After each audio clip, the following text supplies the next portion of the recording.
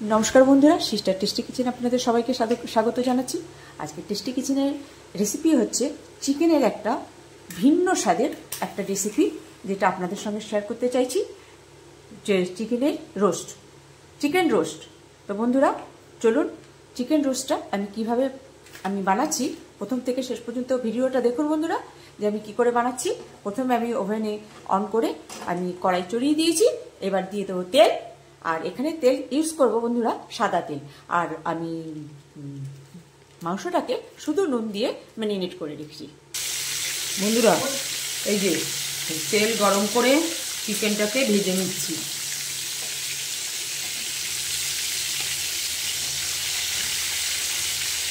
বন্ধুরা এখানে আমি নুন দিয়ে ম্যারিনেট করে রেখেছি সেই চিকেনটাকে এবারে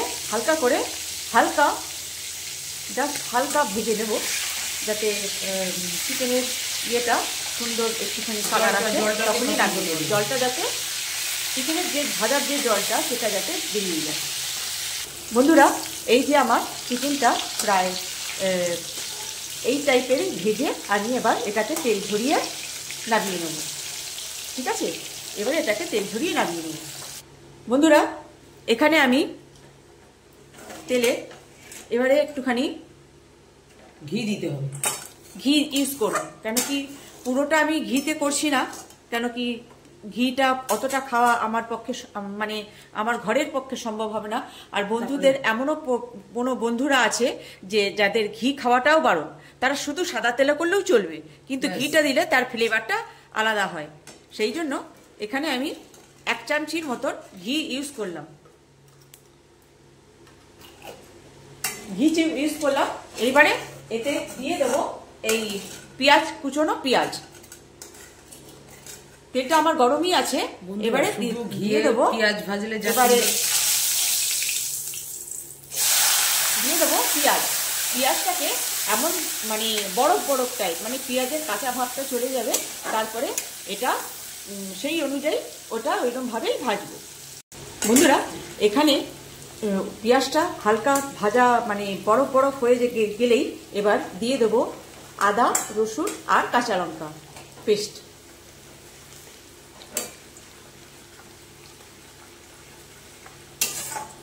বন্ধুরা পেঁয়াজটা এই যে এই টাইপের বরফ হয়ে এসছে, এবারে এই পেস্টটা দিয়ে এবার ভালো মতো কষে নেব।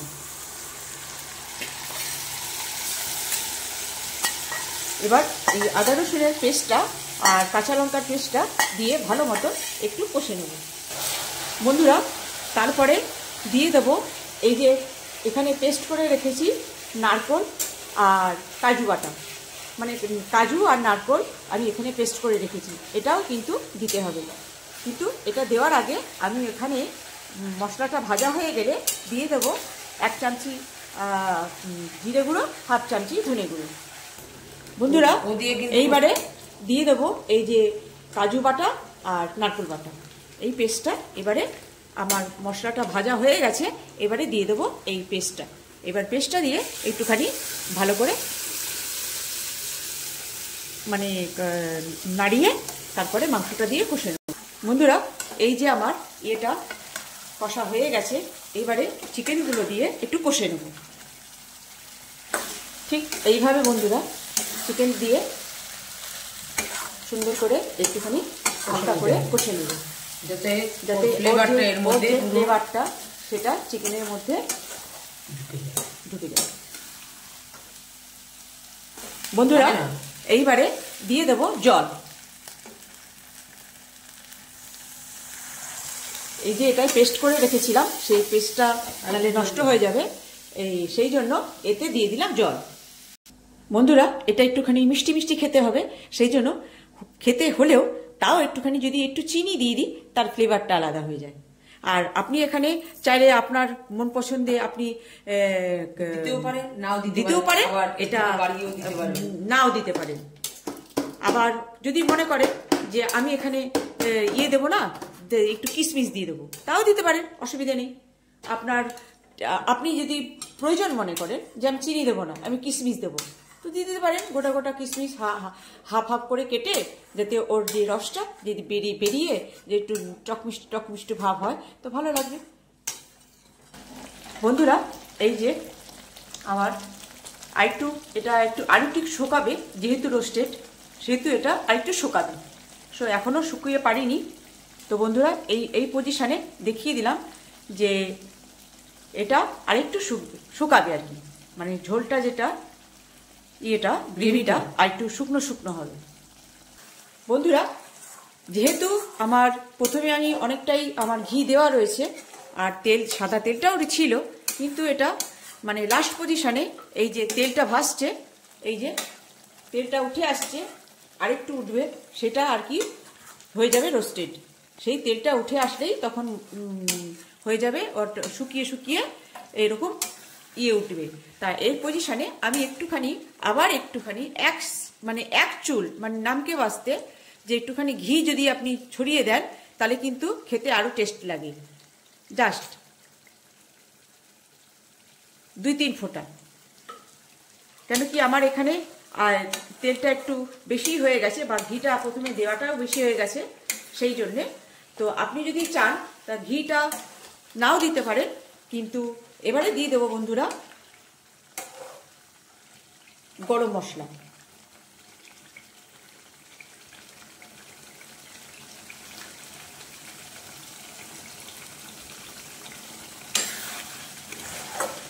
এবারে এটাকে নামিয়ে নেব আর গ্যাস করব অফ আর করব প্লেটিং। দেখুন বন্ধুরা এই যে তেলটা প্রায় উঠে আসছে, এইরকম এই যে তেলটা উঠে আসছে এখানে, তাহলে সুন্দর ভাজা ভাজা, মানে রোস্ট মানেই ভাজা, সেইটা এই গ্রেভিটার সঙ্গেই ভাজা ভাজা হবে।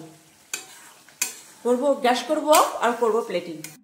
বন্ধুরা এই যে আমার রোস্টেড চিকেন, বললাম না যে তেলটার সঙ্গে আবার একটুখানি চিকেনটাকে আরেকটু ভাজা ভাজা ভাজা ভাজা হয়ে যাবে। ওই যে তেল ছেড়ে দিয়েছে, এই যে তেল ছেড়ে দিয়েছে, তো ওই তো ঘি তেল যতটুকু দিয়েছিলাম সেটাই ছেড়ে দিয়েছে। এটাই হচ্ছে আমার আজকের রোস্টেড চিকেন।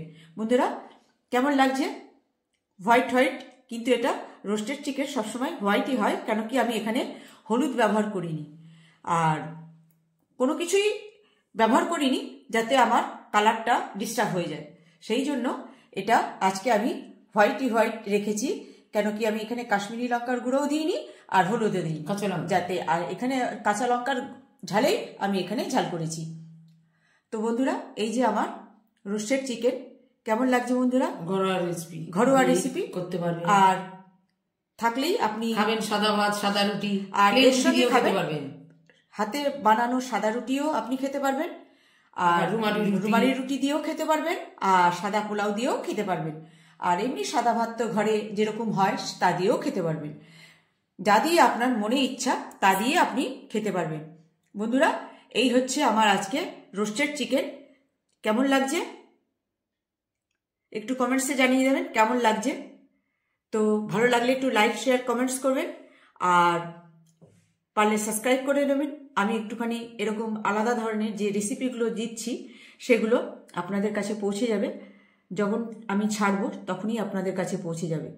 তো বন্ধুরা এই সামান্য না, এটা একটা রেস্টুরেন্ট স্টাইলে রোস্টেড চিকেন। তো আপনাদের সঙ্গে শেয়ার করলাম। তো পারলে আপনারা বানিয়ে খাবেন, আমার এই রেসিপি আপনারা বানিয়ে খাবেন, এর এনজয় করবেন। রাখছি বন্ধুরা, বাই।